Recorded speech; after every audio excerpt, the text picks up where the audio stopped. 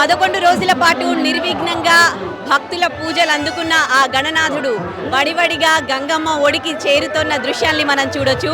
మనం ఉన్నాం ఖైరతాబాద్లోని 11 రోజుల పాటు కూడా శ్రీ విశ్వశాంతి మహాగణపతిగా మనకు దర్శనమిచ్చిన ఖైరతాబాద్ గణనాథుడి దగ్గర.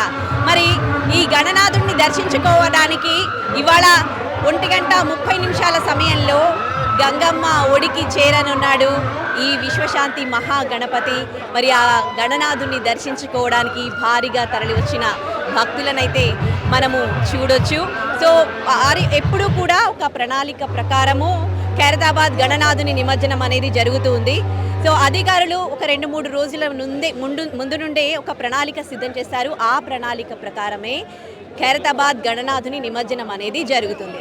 అయితే ఈసారి కూడా ఒక ప్రణాళిక ప్రకారం గణనాథుని నిమజ్జనానికి అన్ని ఏర్పాట్లు కూడా పూర్తి చేశారు అధికారులు. దాదాపు పోలీసుల బందోబస్తే, పోలీసులకు సంబంధించిన విభాగాలే దాదాపు 30,000 మంది వరకు కూడా ఉన్నారన్నమాట.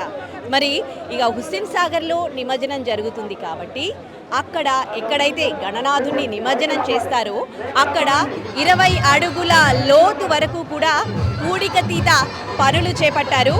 ఎందుకంటే ఇది 71వ సంవత్సరం.